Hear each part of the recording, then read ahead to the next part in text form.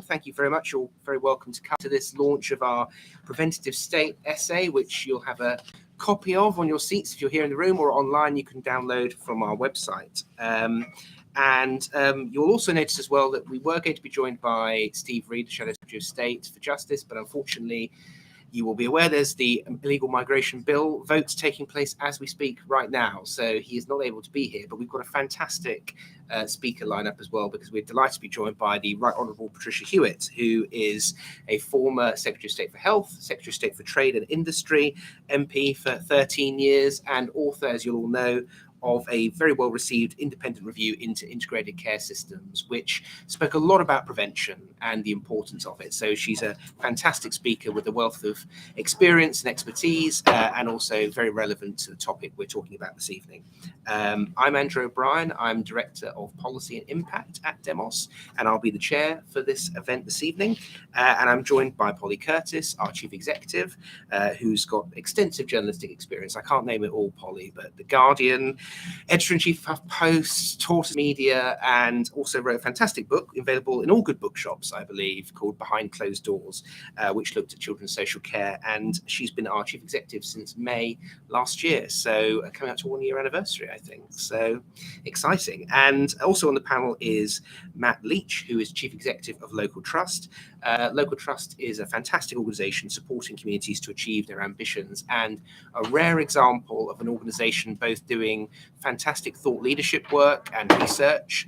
So you go on their website, you can download a number of publications on that, but also actually doing the work as well through the big local programme that they oversee, which is giving communities real power and resources on the ground. And we're delighted that they are the supporters of this essay and have been a great friend to Demos over the years. So thank you very much, Matt, for making some time this evening. The format of this is going to be, I'm going to ask Polly to give a bit of an overview of the essay and some of her reflections on that. Then I'm going to ask Matt to say a few words, and then we're going to go to you, Patricia, technically perfectly, I'm sure, to get your views on prevention, but also to draw on your recent work on the independent review of integrated care systems, and then a bit of a Q&A on the panel, and then we'll open up to the audience and get your feedback. And for those of you online and in the room as well, we're looking to finish around 7 o'clock and tied it up then. So without any further ado, in terms of health and safety and fire as well, I mean, if there's any alarms or anything, we will usher you immediately out to the fire exit. So just look out for Demos people who'll be waving their hands up in the air manically. We're not planning for that. We're not planning that. So Polly, over to you. Thank you so much, Andrew. Thank you everyone for coming today. So this project for me personally started in a little flat in Greenwich, where I spent hours and hours and actually over the course of several days listening to one mother tell me the story of what led to the moment of her children being removed. And this isn't just a plug for my book, I promise.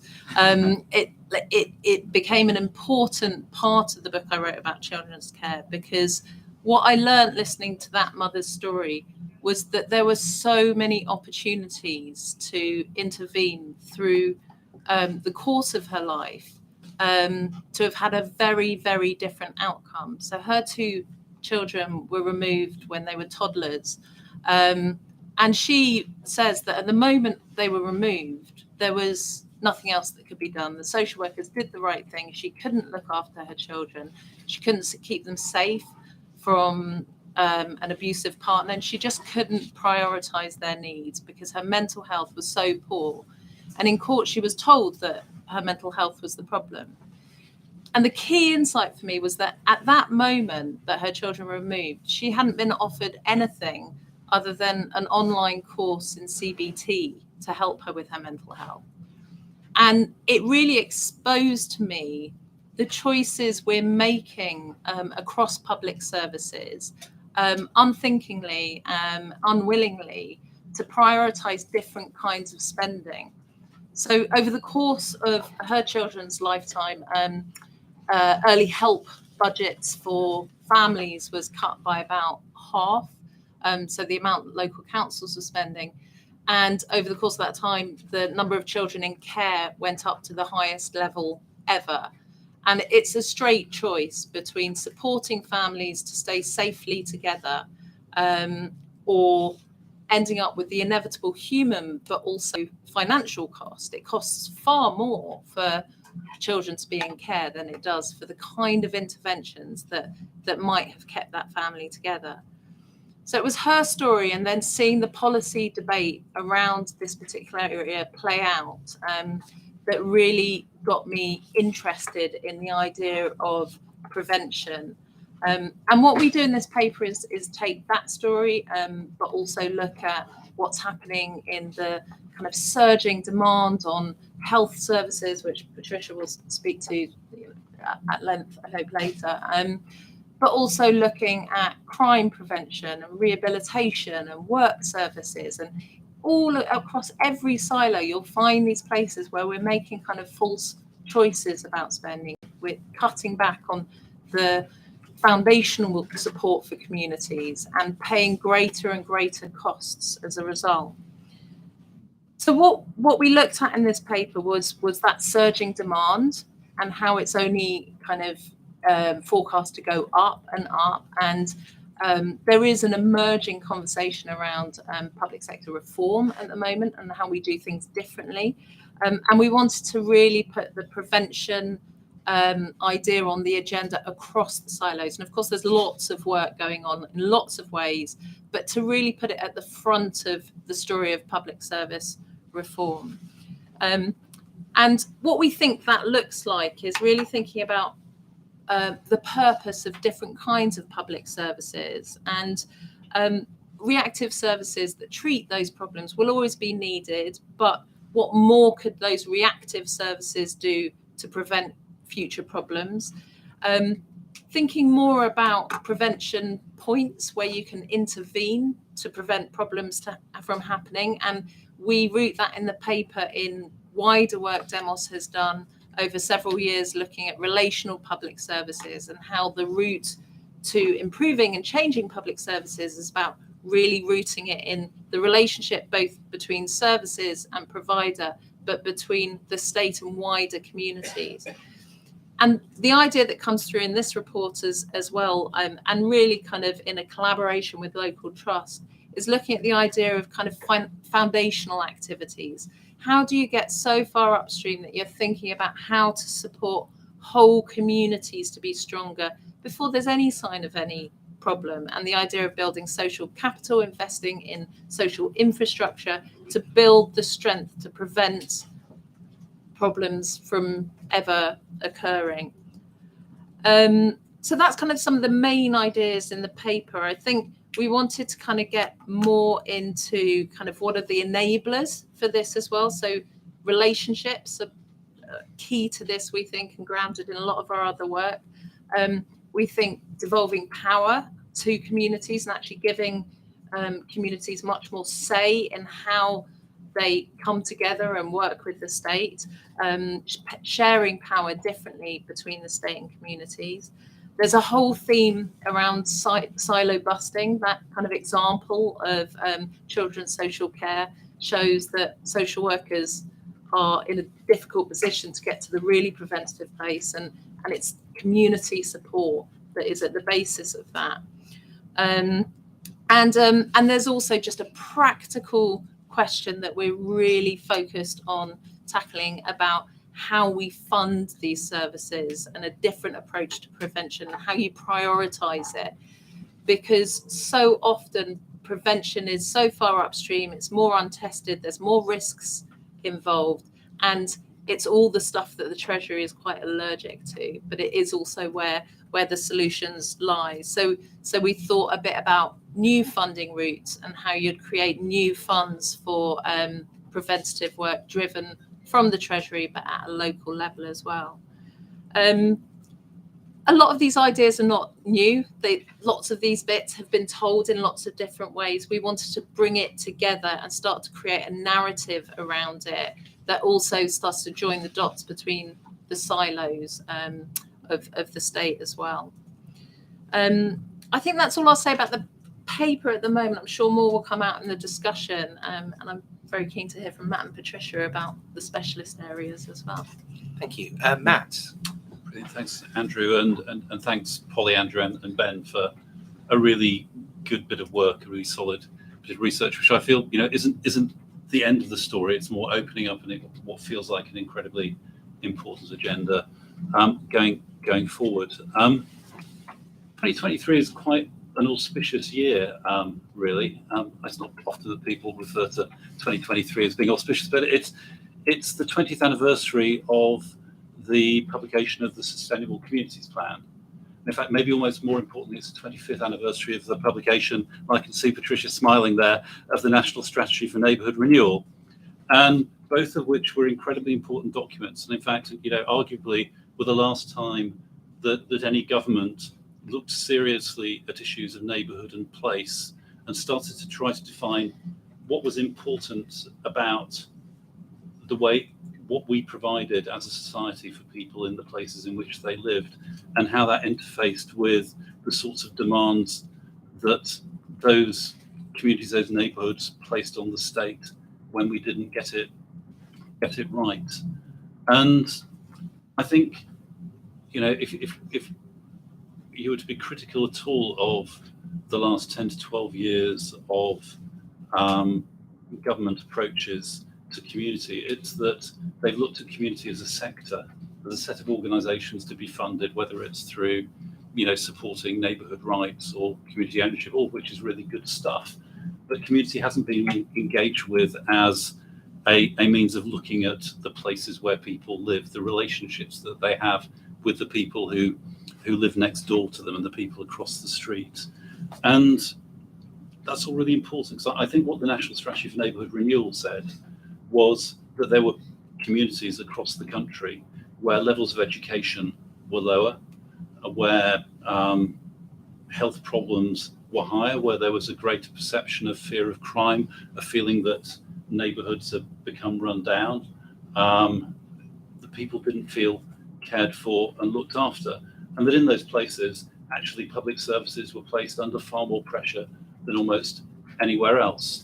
And an awful lot of money and long-term support was put into trying to address that. And I think there was a recognition at the time, particularly with the New Deal for Communities programme, that this was the sort of thing that was probably a generational challenge rather than something that could be dealt with, in a traditional 3-year spending settlement. And I guess, when we look at where we are now, we can see that a lot of those challenges still exist at a neighbourhood level. National Strategy for Neighbourhood Renewal focused in particular on the problems of inner urban areas, the decay of estates and neighbourhoods in the centres of many of our cities. I think when we look now at where some of the challenges fall, they're in different places. Local trusts have done quite a lot of work with an organisation called Oxy, mapping out the interface between deprivation, extreme deprivation, and the lack of social infrastructure, places to meet, community-based organisations to bring people together. And what you can see is that where you take the places that are both most deprived and also are most lacking in social fabric, in social infrastructure, you get a basket of outcomes which are far worse than anywhere else, including places that are otherwise equally deprived. You see much higher levels of mental ill health, exclusion from the workplace for a range of health-based problems. You see much higher levels of antisocial behaviour. You see poor educational outcomes. You see often lack of access to a whole range of other services. And all of this stuff is important at one level because, frankly, people should have good lives. But it's also important because when you draw a map of where these places are, it falls pretty much, nearly all of them fall into what's become known as the red wall. If there are, if you look at the marginal constituencies that have driven political change, whether it's Brexit or, the most recent election, where people have felt that they were being let down by the system and they want something else. These are overwhelmingly the places that contain neighbourhoods that effectively have been left behind. So I think a starting point when we think about building a preventative state has got to be thinking about what we're preventing. What are the social outcomes that we want to protect against? What are the ways of living that we want to help people create? And a lot of that comes down to, not necessarily to the delivery of better public services, because the sad truth is, the overwhelming force of economics and demographics means that, almost all conventional solutions to the public service challenge will not deliver. And I think this report outlines that very clearly. We can try to find more money to put into public services, but actually the tax base is already very, very high. We can try to drive more efficiencies or better focus funds, but actually even if we manage to do that, we will still be overwhelmed by the challenges that are coming. We can look at different delivery mechanisms. We can look to outsource, or we can make use of community organisations to maybe deliver better or in more targeted ways, but that's going to be overwhelmed as well. And I think we need to move away from a sense of, as a consequence, we need to move away from a sense that public services are a good in themselves, and accept that many of them are, but some are also a response to societal failure. And if that's the case, and if we're going to ensure that we can fund the public services that we need to fund, we need to think about how there are other cases we can design communities in a way which builds out that need. And the starting point, particularly in our most left behind neighbours, has got to be rebuilding the civic state, rebuilding the community-based institutions that bring people together, that connect people, that help just by their existence to reduce instances of loneliness and isolation, that help people who might be excluded from the workforce to find things to do because they know somebody across the road who can connect them to that. The sorts of institutions that help overall to lift up levels of trust in within communities, which means that people feel better about setting up businesses. And I might have criticised the last 10 years of policy, but actually the Levelling Up white paper in parts was very, very good. And I thought the bit which identified social capital as being one of the 6 critical pillars of a successful economy was both incredibly insightful and quite innovative for government, because it recognised that unless we build the relationship, get that stuff right at a local level, then we're never going to be able to help people to rebuild their own economies. I think I'd just like to kind of finish by saying that in talking about the need to rebuild community-based institutions and recreate the organisations and the places that create connection at a local level, particularly in our most deprived communities, particularly in those areas that are facing the biggest social challenges. What I'm not doing is kind of trying to rewarm big society. And having been around doing some of the policy work at that time, as I know Andrew Andrew can claim more credit than me. When you look at how that turned out, it ended up being an argument about who delivers services. Should it be the state?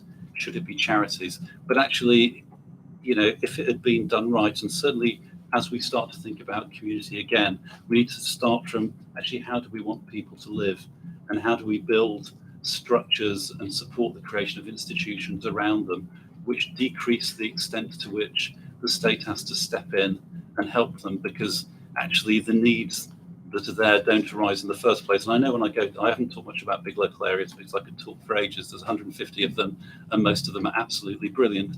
But in most of those communities that we go to, when you give local people money to spend on doing stuff, on any stuff, often they prioritise creating new community-led organisations, finding places to do stuff, often in communities where the pubs have gone, the bingo halls have gone, the community centres have become run down or unusable.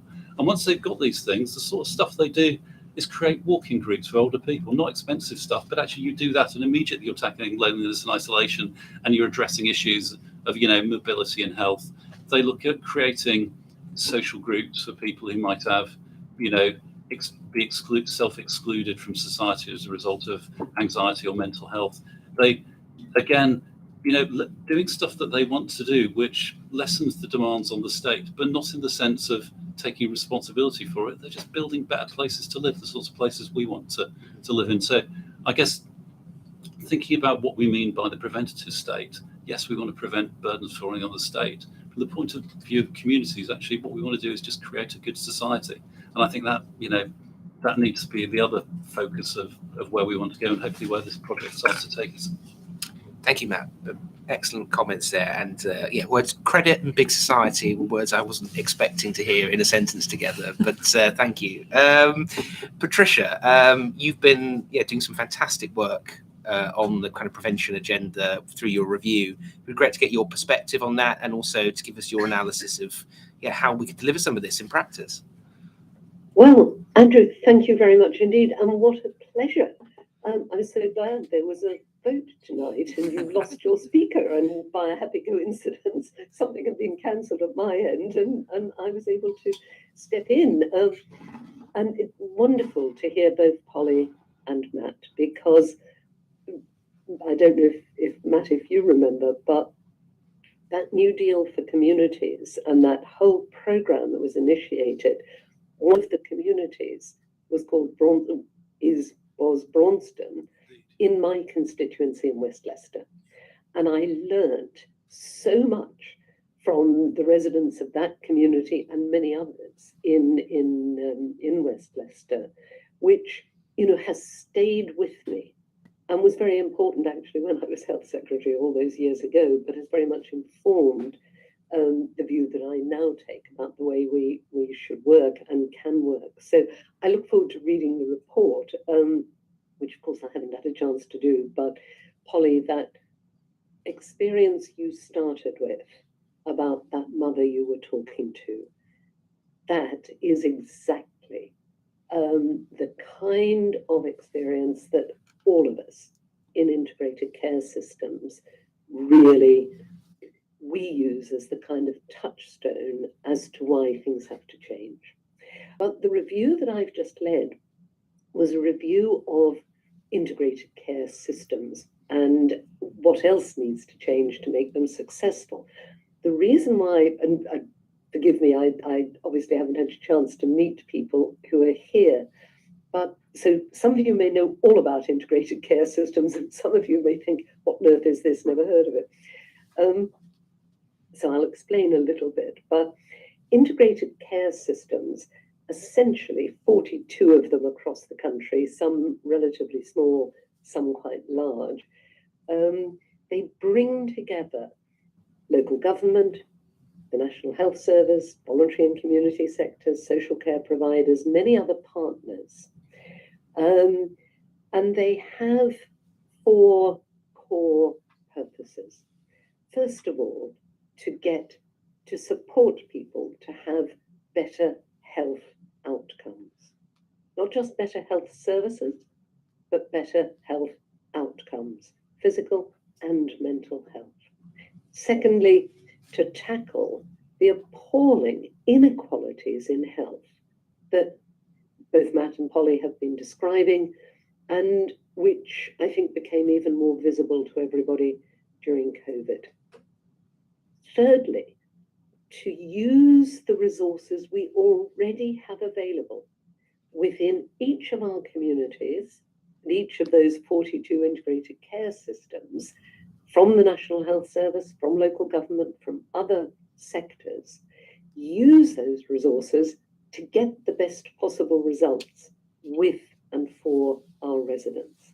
And then finally, to support the NHS, and particularly our big hospitals, to be even more important within their communities, contributing to social and economic development locally.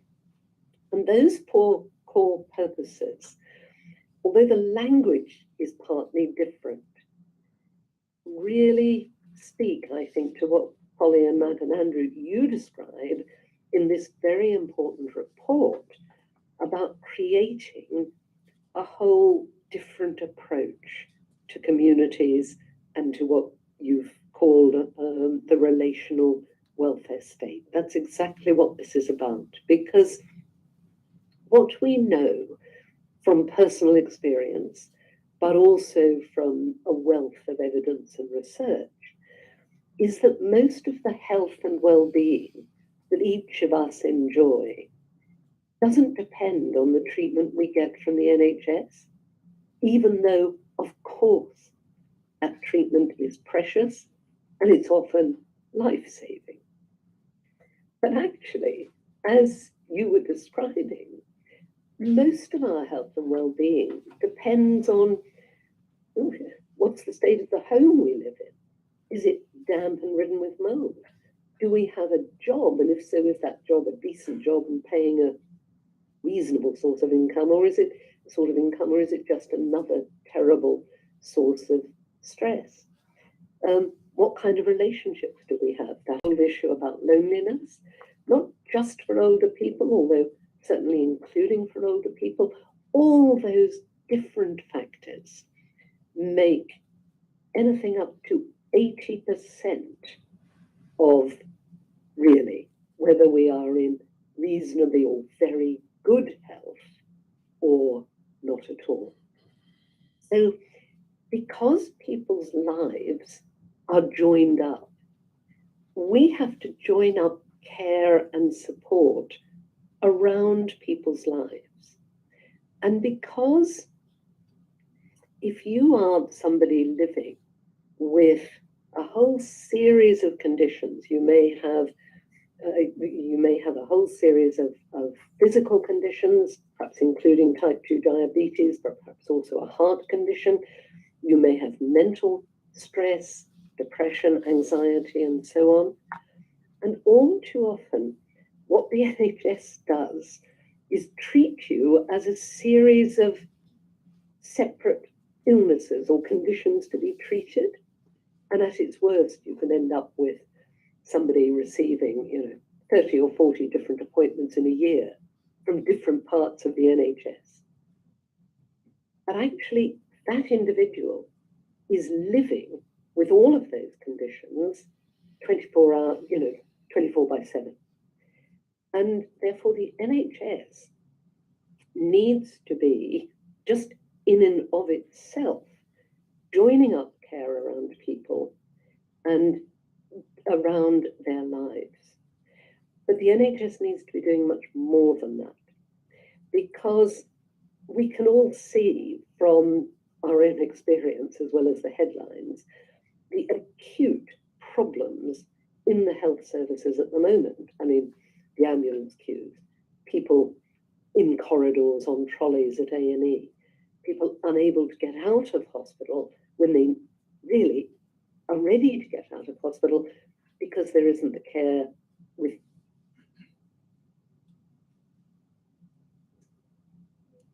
Oh, we might have lost Patricia there.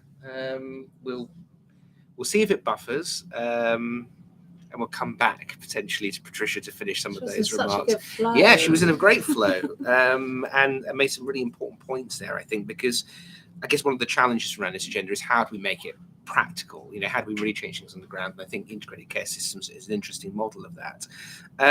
While we wait for Patricia to come back, and I'm conscious of time as well, I want to give people the chance for questions. I guess the two big questions that people often ask around this agenda are, first of all, around ambition and delivery. Like, in terms of the political space we're at the moment, everyone talks about prevention. Prime Minister talks about it, leader of the opposition, various secretaries of state, but are they really committed to that? And I guess the other big one, which you touched on, Polly, is around funding. How are we going to resource this? So I'll start with that sort of political ambition first, and I'll start with you, Polly, because I think in your FT article today, which has come out in relation to this essay, you talk about some of the kind of work that's taken place in Wigan and other places to try and deliver this. Do you sense that there is a level of ambition, as in this time we are really going to try and deliver this prevention agenda, or do you think some of it is still relatively perfunctory, I guess, and just performative? I think there's a kind of disconnect between what's happening politically and I think the public. I think the kind of public know the gaps they're facing in public services at the moment, and they experience this in kind of really visceral ways. But in the political debate, it feels like it's very kind of a siloed state. It's happening in pockets in different places.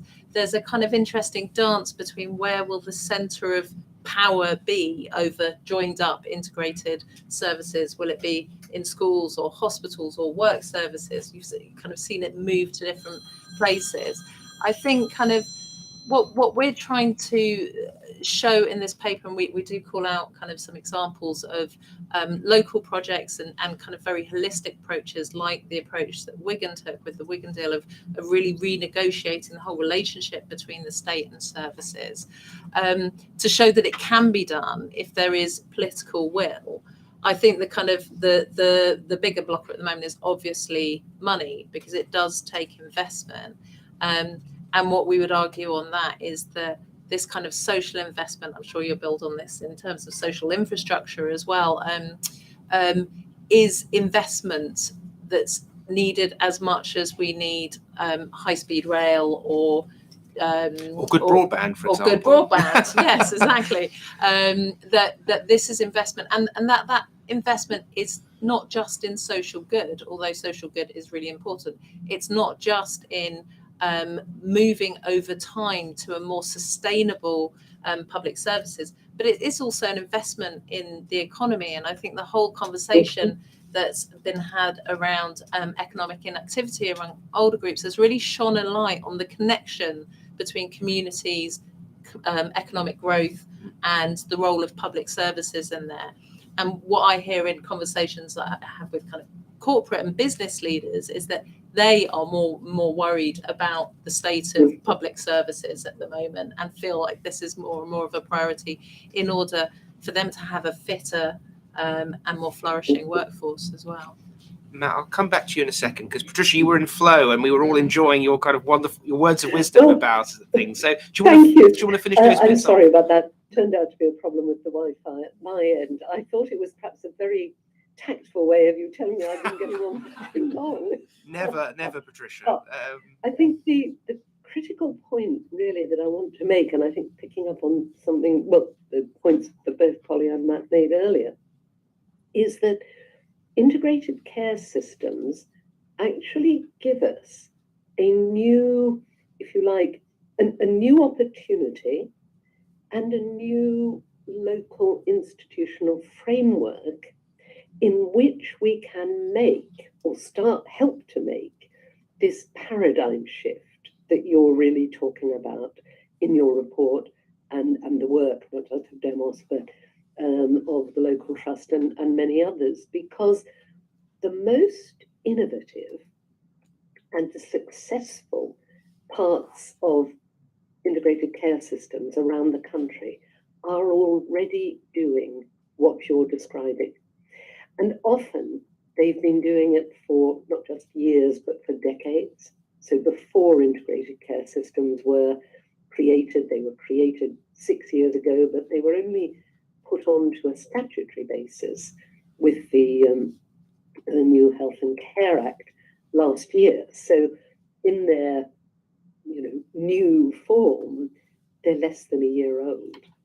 But Wigan, for instance, and the Wigan deal, which we've all heard about, and the work of Donna Hall, who was Chief Executive of Wigan Local Council, and really led not just the council, but the community in a completely different kind of conversation about resilient communities and a transformation in public services in response to the austerity after the financial crisis, well over a decade ago. And she then went on to chair the local big hospital acute trust, and is now chair of New Local. So that work, for instance, has inspired a lot of other parts of integrated care systems down in Dorset, for instance. They're training 300 people, I think, local community coordinators, local residents, particularly in more disadvantaged communities or marginalized and left behind communities, in the sort of community approach, the Wigan approach, that was so transformational. If I think about Norfolk and Waveney and our next door system in Suffolk, they're a different kind of example, but a social enterprise called Greenlight, which was created 30 years ago, and works in an environmentally based way but essentially provides people with quite extraordinary opportunities to benefit from the very beautiful and naturally rich landscape and environment that we have, because these are two very rural and coastal communities. So we call that our natural health service. But what we know is if you are living in one of our urban areas, or if you're living in a rural village and there's only one car in the family and you haven't got access to it, and anyway, national trust properties and that sort of thing, you need money, you need a car, you may well think these places are not for me.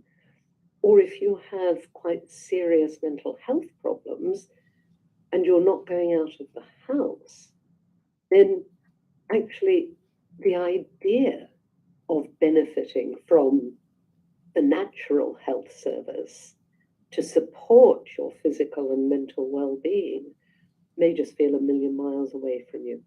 And Greenlight is working with the NHS in both Suffolk and Norfolk to support physical and mental health in this very community-based and proactive way. So this kind of work is happening and being reinforced by integrated care systems. It's often led, as Wigan was, by local government. It's often led by local residents and community groups themselves. It may be led by more larger, more organized, if you like, voluntary organizations or social enterprises like Greenlight. In many cases, it's supported by, sometimes even initiated by, part of the NHS, often a really committed and innovative GP and primary care practice. But it isn't the norm everywhere. And that's what it needs to be. And that's why most of us, as leaders of integrated care systems, really do think this is the best opportunity in a generation to transform the model of care, because the reality is we will never solve the problem of ambulance queues and A&E waits and delayed discharges by pouring more and more and more money into hospital beds, acute consultants, and more ambulances. We've actually been doing that for the last 3 years.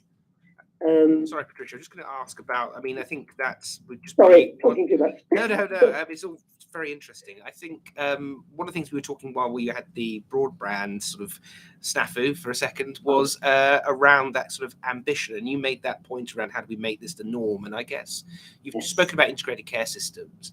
I think, you're drawing on your Whitehall and Westminster experience as well.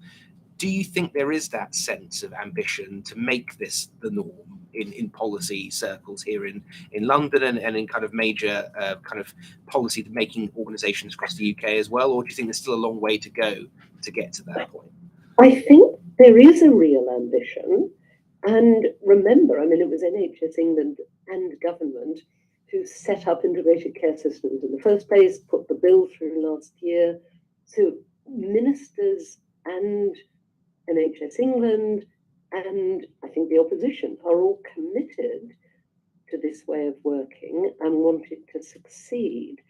But that doesn't mean that we've yet got the support we need and the freedom for local leaders and residents and systems to do what they need to do. And I think there is still far too much of this top-down management which says, sort out the ambulances, sort out the delayed discharges, sort out A&E, and then you can think about prevention, instead of realizing that this shift to prevention and supporting people to stay out of hospital unless it is absolutely unavoidable, that's the way sustainably to fix the ambulance queues. But as you were saying, rather more importantly, it's the way to ensure that people can enjoy the best possible life. particularly in those most left behind communities. Absolutely. I'm just conscious of time, Matt, but yes, any kind of quick reflections on that ambition point? Because you've had a big success with the Community Wealth Fund announcement and dormant assets. There seems a bit of momentum from government about devolving power and opposition. What do you think? I mean, I'll take a deep breath. You've got to be very brave to kind of quote Michael Gove, quoting Italian Marxist philosophers, but here goes. I think actually we were both at a recent event which Michael opened by quoting Gramsci and his notorious statement about the fact that the crisis exists precisely because the old is still dying and the new cannot yet be born, and during that period all manner of morbid symptoms present. And I think Gramsci was actually talking about bureaucratic problems within the third Comintern, but Michael was referring to something about post-Brexit politics. But actually I think it's most relevant to public services, because it is clear that the old model, the model that defined the post-war consensus and extended over the last 2 decades, albeit slightly fragilely, is probably at an end. We need a new way of doing things. And in the meantime, everywhere we look, we have a crisis of public services, whether it's strikes, whether it's queues, whether it's access. That crisis is happening. We are in that kind of interregnum, I think Gramsci called it, around, and it's not going well. And the challenge is to get out of that, to enable the new to be born, and to have the confidence to lay out a new vision for how we will enable people to have a good life, whether it's good health or a good education, or frankly just a nice place to live in all the ways that's defined. There are lots of spots of light. There's the ICS stuff. There's the Community Wealth Fund announcement by ministers, looking to shift quite significant money into neighbourhood-based regeneration from dormant assets, hopefully over coming years. There's the Wigan experiment, which is brilliant. I was up there with their senior team looking at how they've completely redefined the way they use their assets to mobilise communities. But I think we're waiting for that political vision. At the moment, it seems to me that you turn on the news and the arguments are all about who's going to have the most doctors or the most policemen. Still, that's the level of national political dialogue we have, and somebody needs to be brave enough to shove us into an articulation of, whether from left or right, what the new ideology is, what the new philosophy is, which will drive a better approach to giving people a good life. And we're waiting. Absolutely, and hopefully this essay could be part of that. Well, obviously. And if you can't quote Gramsci at a Demos event, where else can you really do it? I'm just conscious of time and giving people a chance to kind of give questions, because we've got a fantastic speaker panel here. If anyone wants to ask a question or make a very short statement that they can respond to, please put up your hand. Otherwise, I'm just going to keep grilling them, really. Yes, over there. We do have a microphone, so just give us a second to get it over to you. And maybe also give your name and organisation if you have one. My name is Mike Colcliffe. I'm not affiliated. It's a kind of a two-part thing. One, I don't follow this very closely, but the news I read suggests that this is common throughout at least the Western world. Every time I hear about sort of America, even the places where, in a sense, we used to think that the system worked well, in Germany, say, I then see articles which are suggesting that their system is breaking down too. So I've got sort of a two-line question. One is this a phenomenon of the Western world model? And then, not exactly linked to that, but who's doing it better amongst our the people that we ought to be comparing ourselves with, learning from? That's the question. Okay, great. Does anybody else got a question? I'll take another one here, or just respond to that two-parter. Yes, one, just down here. Okay, Martin Ewell. Sorry, Martin Ewell, University of Manchester. Just to follow up on the previous comment in a way, a national target which addresses the issue of prevention of disease has been set by South Korea. Okay, so they want to raise the health span of the Korean people to 75. So the expectation is that there should be no disability on average until people have reached the age of 75. Okay, so this is a national government target.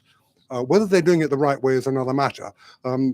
I discuss it in the book that we published a couple of years ago on the Health Society, which addresses in part what Matt was talking about a vision. But my question, therefore, is to what extent is there any chance of this or a future government adopting a similar kind of target in line with South Korea? Excellent questions. Patricia, I'll just give the first one again, because I'm not sure if you picked it up. It was right at the back of the room, but just around, I'll come to you first on this, and then I'll come to Polly and Matt. Is this a phenomenon across the Western world? I mean, are we maybe being too hard on ourselves in the UK that, you know, we're talking about the collapse of or the pressures on various public services, but actually it's just a more fundamental issue, I guess, with our social and economic model across the developed world? And then that second question around a national target for different kinds. Yes. I think pretty much every developed country is grappling with the problem of how you create health services that cope with an increasingly older but also increasingly unhealthy population.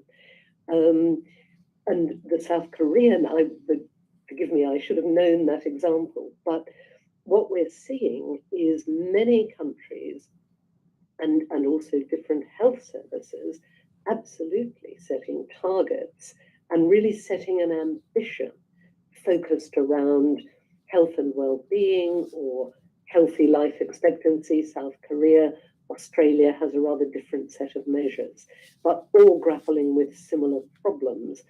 I think in terms of the health ambition in particular, frankly, we are in Britain a bit behind the curve here. We're certainly behind where Australia is, where South Korea is, and some others as well. And in the review, what we propose is a national mission to improve the health of the nation. And really its first job, we say, should be to set the kind of goals, you could express it in the way South Korea has, rather than my review try to come up with that, but really setting that kind of ambition and goals against which you can measure, and this is a very modest proposal, that over the next 5 years, at least 1% of the local NHS budget within each system, and this is a lot of money, this is £2 billion in Norfolk and Waveney alone, where I chair the system, I chair the Integrated Care Board, 1% of that should be shifted into prevention. And just to give you a sense of how far we have to go in our thinking, that proved to be one of the most controversial recommendations, and I don't yet know whether government or others will indeed support it, although I certainly hope they will. Well, we're supporting it at Demos, I think, and Polly's written about it in her FT article, which I again recommend people read. Polly, what's your thoughts around? Yes, is this a common phenomenon? Should we worry too much about it? I think we should worry about it. I think we can't not worry about it, given where all the projections are going. The place that really caught my eye in some of the research we did for this paper is actually Netherlands, and there were a couple of different things going on there that were really interesting. One was just looking at their kind of central government departments. They've combined sport with health, and it's the stated purpose of the central department is not to run a health system, it's to promote healthy lives as well. And then there's this model which I've only just joined the dots between, but I had looked at a model called Bertzorg, which is community kind of activism, and it's a kind of a social work model that keeps social work expertise on the front line and partnering with families and communities and building kind of the social capital, as well as kind of doing the kind of child protection intervention. And then separately, I was looking at another model, and I've forgotten the Dutch word for it, but it was Bert something, because Bert means neighbourhood. It was neighbourhood policing, and it was a programme whereby communities partner with the police and are actually allocated police time, where they're given the kind of control and say on how that police time is spent in their community in preventing crime from happening. And I think kind of policing is a really interesting area in this, kind of through all the Casey report and everything. It drew me to kind of look at the policing by consent principles properly for the first time, and I had no idea how focused on prevention they actually are. The kind of key theme about those principles are about preventing crime, not servicing. And they actually say, the version that was written in the 1940s, the police should be judged by the absence of crime, not by the visibility of the force.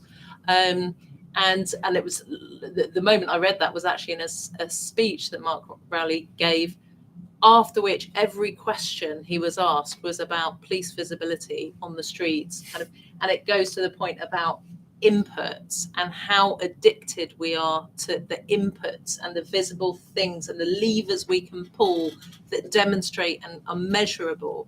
And the much bigger challenge is to do things that are so much harder to measure, like community strengthening.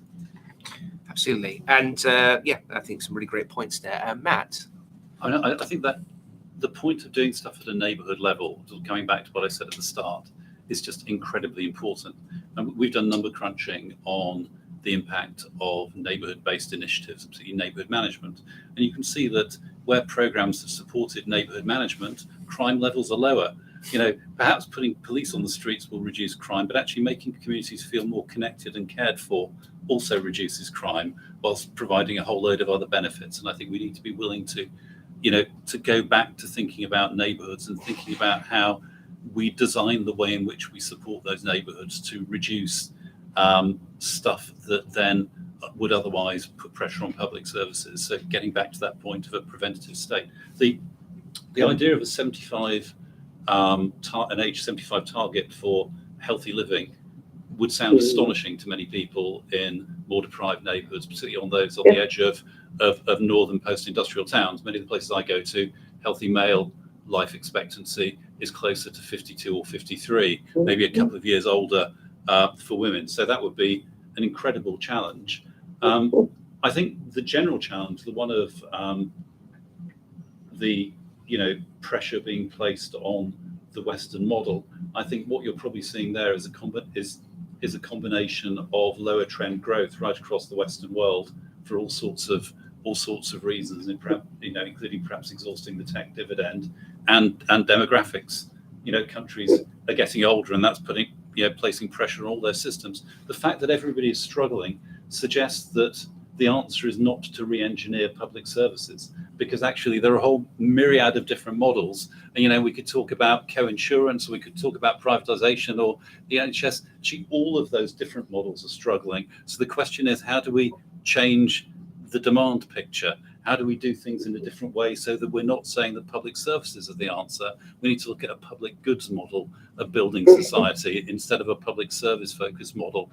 But that would require an entirely different sort of political debate, at least at the moment. Yes, we talk about kind of that foundational approach here in this paper as well. I'm just conscious of time, and so I will, Patricia, just maybe ask everyone to give a few just final reflections really on sort of anything you want to respond to from those questions, or any kind of final thoughts you want to leave us with, provocations. Obviously in the room, we'll be having wine. But Patricia, yes, any final reflections for us? Thank you. I feel incredibly lucky just to have heard so much of that, even though there were some gaps. But just completely agree with what both Polly and Matt were just saying. And I think my final point would be, because of these wider economic challenges and the fact that, there is not spare money available in government, rather than thinking about new sources of funding, certainly from the tax base, let's also make sure that we use the very considerable amounts of money that are already available within each of our integrated care systems, and therefore in our communities, in a much much more transformational and effective way. And that's why integrated care systems have got so much potential.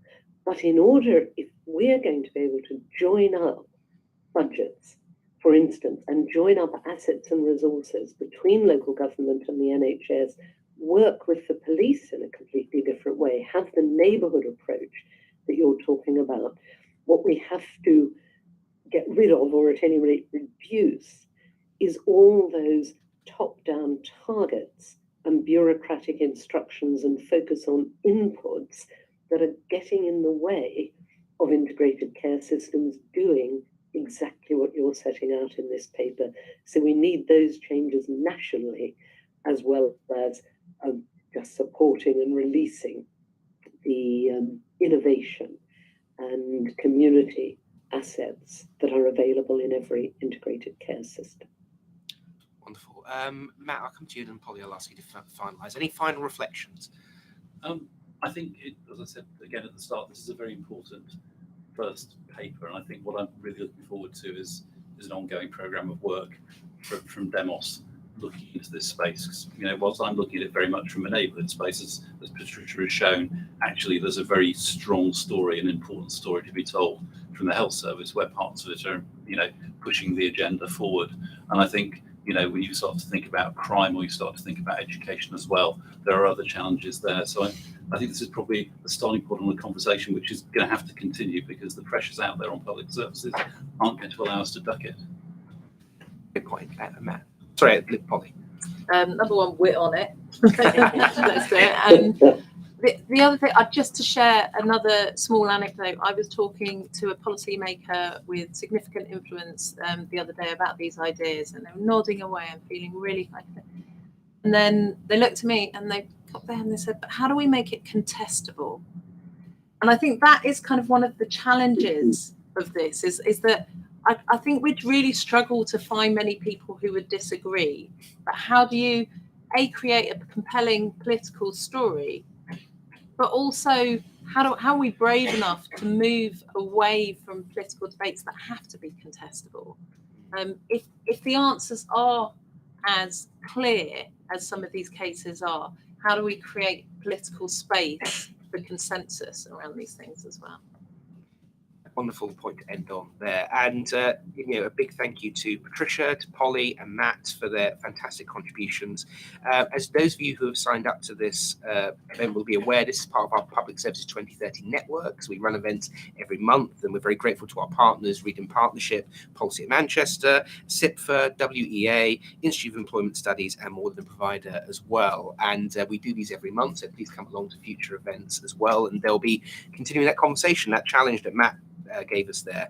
Once again, we're really thankful to Local Trust for supporting this work and for all of you giving up your time this evening. But can we all finish in the usual way by thanking our speakers and look forward to drinks? Thank you, Patricia. Thank you. Really lovely to be with you. Sorry